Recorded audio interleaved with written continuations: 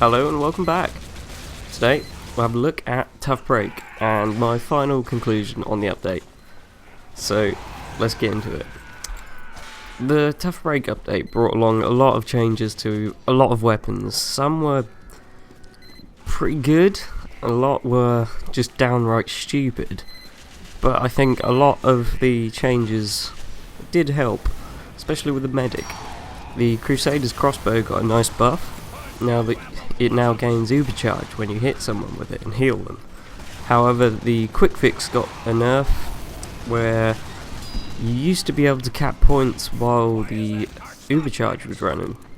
Now you can't do that. That's been taken away, so it's like all the other mediguns. When you activate the uber charge, you can't cap points with them. Simple as that, which is, kind of fair enough, I suppose. The panic attack also got a nice buff. Now that you can hold your shots in before you fire them off, it kind of makes the weapon a lot more viable, and we may end up seeing it more in pubs, you never know.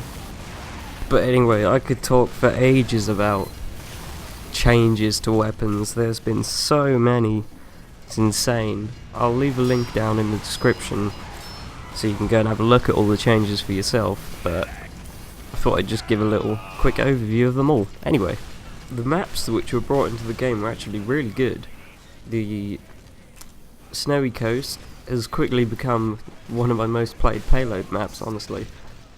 Payload's my sort of favourite game type in the game, really, and the addition of Snowy Coast, it's just an excellent map, really. I love all the underground parts where you can go, you can hide up, you can get behind blue, and it's really good. I like it a lot. It makes blue think a lot more as they're coming out of spawn, because you get with payload maps, it's usually that monotonous walk to the front lines when you're playing as blue, but now red can easily get behind blue and, flank them. The other maps which were added, Landfall, it's a good map, I like it. It's sort of made me start playing Capture the Flag, like, at all. I never used to play this game mode, but the addition of this map, it works really well. I love playing as a spy on this map.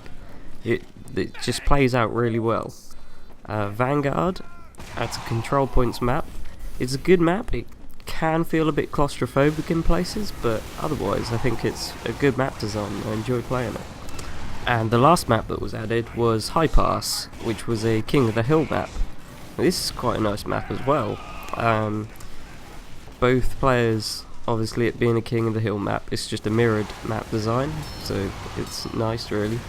But no, I like it. It's a good map. I never really played King of the Hill before this either. But the Tough Break server map rotation thing, whatever you want to call it, it's a lot of fun to play with. It kind of brings me back to Gunmetal, where all the maps were sort of really good. Really enjoyed playing all of them. But no, the Tough Break maps have been really good in my opinion. I think the quality of the custom maps is really, really growing, and it's really good. And of course, most of us were indeed pleased to see the return of the contracts.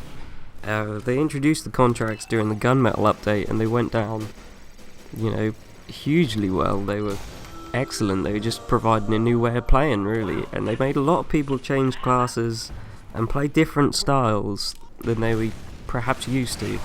And the Tough Break update certainly expanded on this by adding specific weapon contracts. Now what this means is the contract can be completed in several different ways.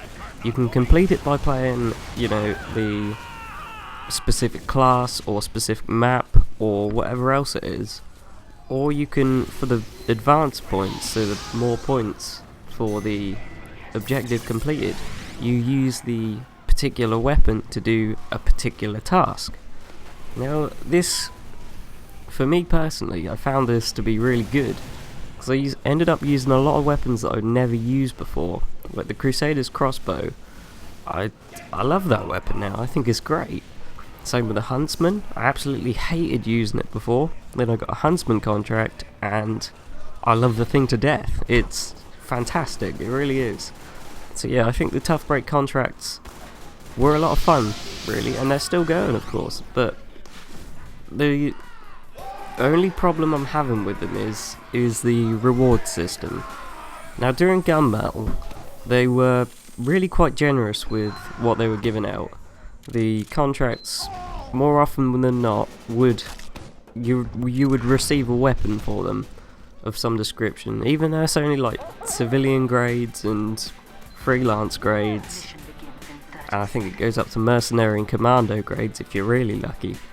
But usually it's just civilian and freelance. And that's all I got from gunmetal. But yeah, the tough break ones were, they were a tough break, really. Most of my contracts so far, I've just received Pyroland weapons cases and Warbird weapon cases.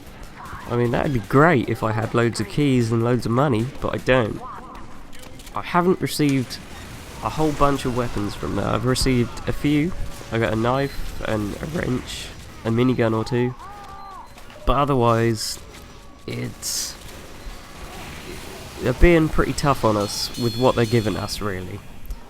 I can kind of see why they've done this. I mean, if they give too many weapons away, they're going to end up liquidating the market. People are going to get annoyed. But, I just think they could be a little bit more fair. Considering the pass was still £4, the same as gunmetal, but you're receiving a lot less for it. You still get old contracts, but there just seems to be a lot less pay for it, if you know what I mean, because you're gaining less out of it. But otherwise, the contracts were a lot of fun. Yeah, I've enjoyed every single one I've done, really. They've been really good, otherwise. And this wouldn't be a real Team Fortress 2 update without the taunts and, of course, the cosmetics. Now, the cosmetics, they gave us all a tough break cosmetic case.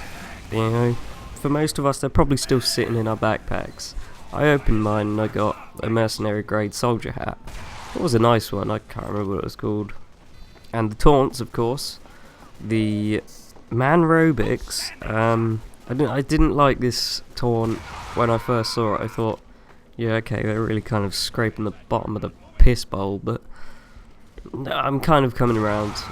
It's got the same idea to it as the Conga and the Kazotsky kick, where if one person starts, everyone can join in, which, it's a really good mechanic. It makes Team Fortress 2 much more team orientated. It's really good.